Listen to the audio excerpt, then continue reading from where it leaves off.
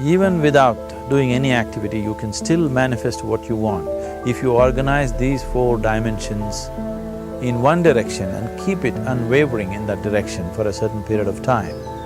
Now he believes Shiva will do it for him and it will happen. So is Shiva going to come and build your house? No, I want you to understand, God will not lift his little finger for you. What has not happened till now on this planet can happen tomorrow. Human beings are capable of making it happen tomorrow.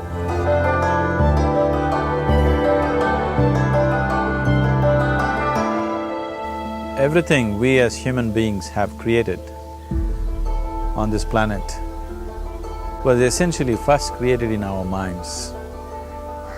All that you see, which is human work on this planet, first found expression in the mind, then it got manifested in the outside world. The wonderful things that we have done on this planet and the horrible things that we have done on this planet, both have come from the human mind. So if we are concerned as to what we create in this world, it's extremely important that first of all we learn to create the right things in our mind. How we keep our minds? If we do not have the power to keep our minds the way we want it, what we create in the world is also going to be very accidental and haphazard. So learning to create our minds the way we want is the basis of creating the world the way we want. There is a wonderful story in the yogic lore. On a certain day, a man took a walk. He went for a long walk. Accidentally, unawares, he walked into paradise. Fortunate, isn't he? He just took a walk and he landed up in paradise. After this long walk, he felt little tired. So he thought, oh, I'm tired, I wish I could rest somewhere. He looked around, there was a nice tree, underneath which there was very cushiony grass. So it was inviting. He went and put his head down there and slept. After a few hours, he woke up, well rested, and he thought, oh, I'm well rested, but I'm feeling hungry, I wish I had something to eat. And he thought about all the nice things that he ever wanted to eat in his life. And instantly, all those things appeared in front of him. You need to understand, there the service is like that. Hungry people don't ask questions. Food came and he ate. Stomach became full. Then he thought, oh, my stomach is full, I wish I had something to drink. All the nice things that he ever wanted to drink, he thought about it and all of them just appeared in front of him. Drinking people also don't ask questions, so he drank.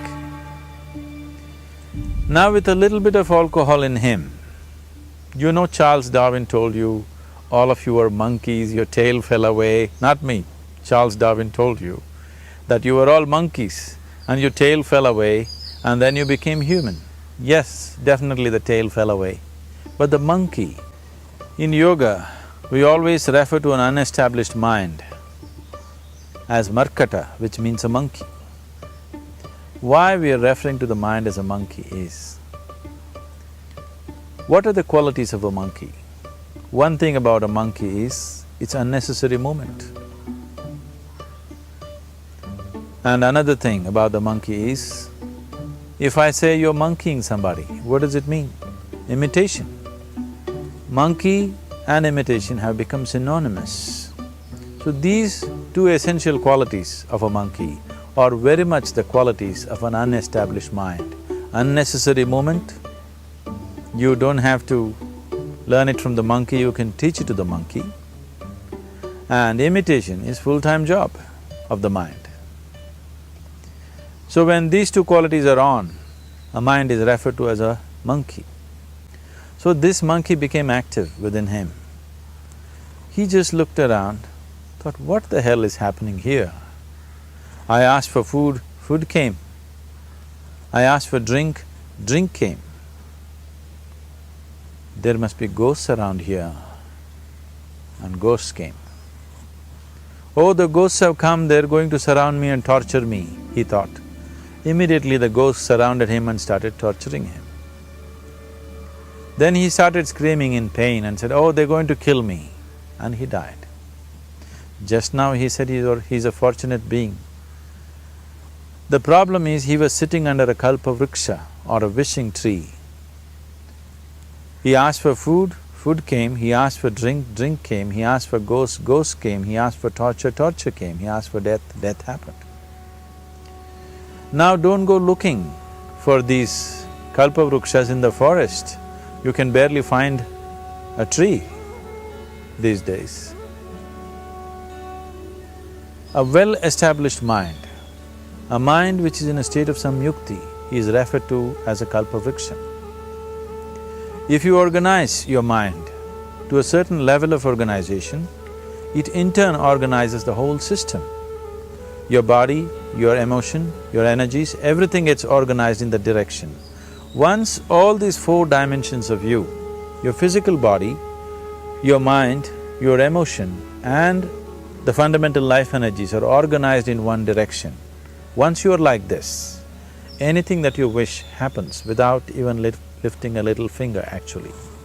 It would help to assist it with activity, but even without doing any activity, you can still manifest what you want if you organize these four dimensions in one direction and keep it unwavering in that direction for a certain period of time. Right now the problem with your mind is, every moment it is changing its direction. It is like you want to travel somewhere and every 2 steps if you keep changing your direction, the question of you reaching the destination is very remote unless it happens by chance. So, organizing our minds and in turn organizing the whole system and these 4 basic dimensions of who you are right now in one direction, if you do this, you are a kalpavruksha yourself. Anything that you wish will happen. But right now, if you look at your lives, everything that you have wished for till now, if it happens, you have finished. Everything and everybody that you have desired for, if all of that lands up in your house today, could you live with that? Once we're empowered like this, it's very important that our physical action, emotional action, mental action and energy actions are controlled and properly directed. If it is not so, we become destructive, self-destructive. Right now, that is our problem. The technology, which is supposed to make our life beautiful and easy, has become the source of all the problem that we are destroying the very basis of our life, which is the planet. So what should have been a boon, we are making a curse out of it. What has brought incredible levels of comfort and convenience to us in the last 100 years or so has also become a threat to our life simply because we are not conscious action, we are in a compulsive state of action. So organizing our minds fundamentally means moving from a compulsive state of activity to a conscious state of activity. You might have heard of people for whom they asked for something and beyond all expectations it came true for them. Generally this happens to people who are in faith. Now, let's say you want to build a house.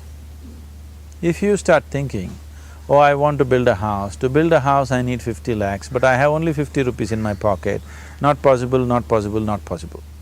The moment you say not possible, you are also saying I don't want it.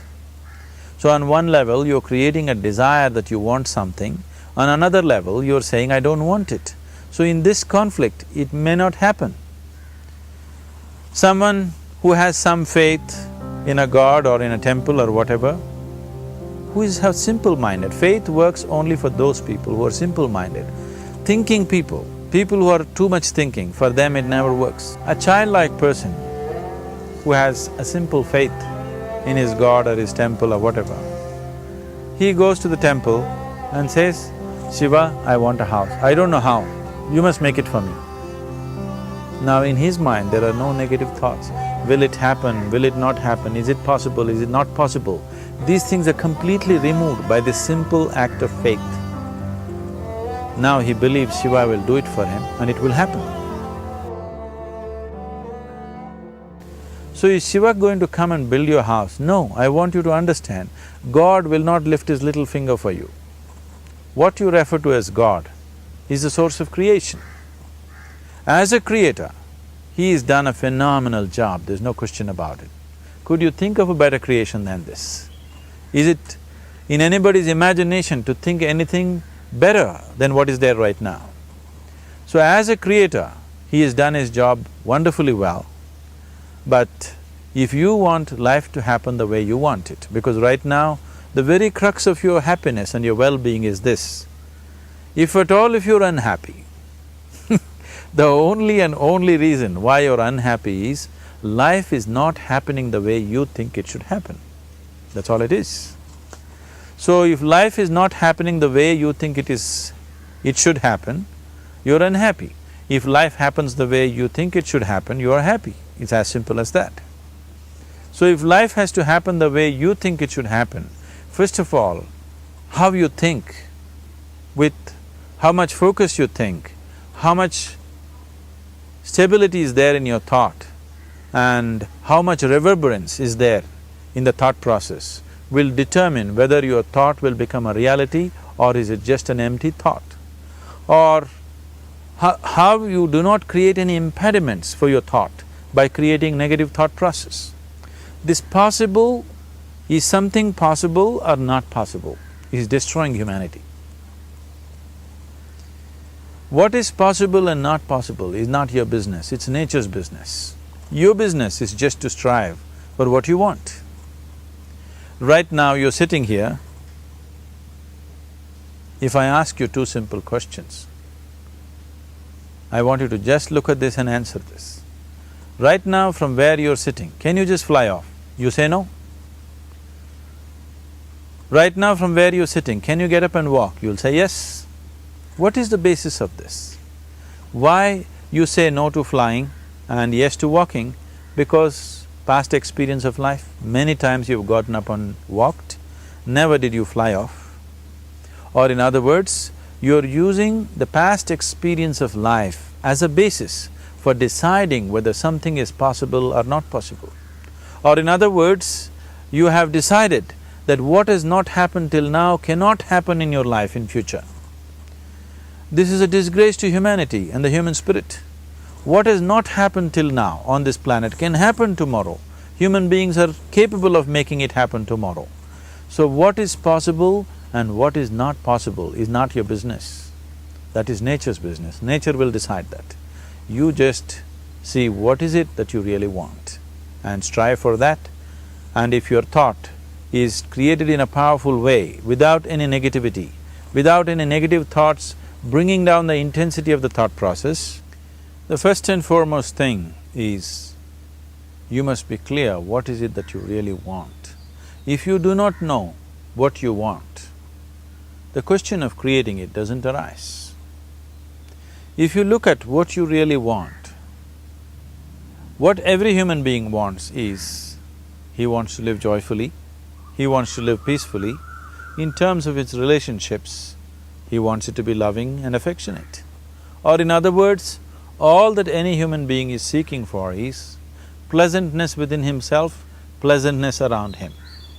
This pleasantness, if it happens in our body, we call this health and pleasure. If it happens in our mind, we call this peace and joy. If it happens in our emotion, we call this love and compassion. If it happens in our energy, we call this blissfulness and ecstasy. This is all that a human being is looking for.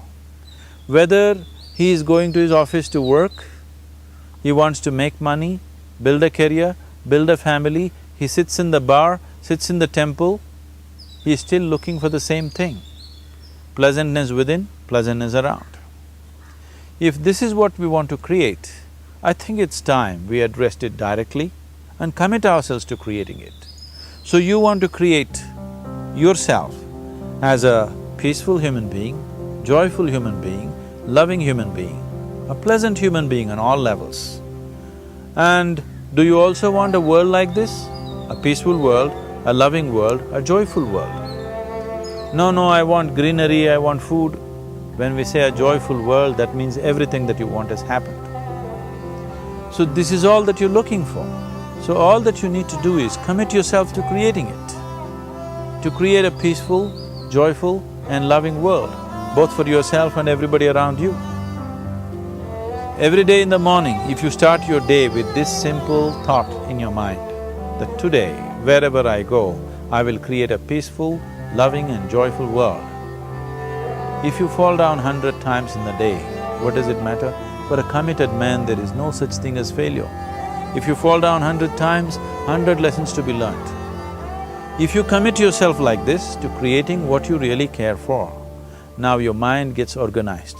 Once your mind gets organized, the way you think is the way you feel, your emotion will get organized. Once your thought and emotion is organized, your energies will get organized in the same direction. Once your thought, emotion and energies are organized, your very body will get organized. Once all these four are organized in one direction, your ability to create and manifest what you want is phenomenal. You are the creator in many ways. That which is the source of creation is functioning within you every moment of your life. It is just that, have you kept access to that dimension or not?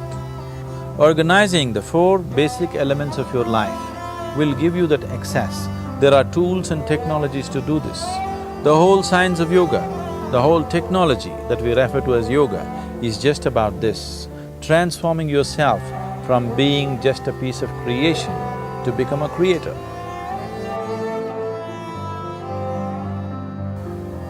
It is my wish and my blessing that every human being in this world should have this access to the source of creation within himself so that he can function here as a creator, not just as a piece of creation.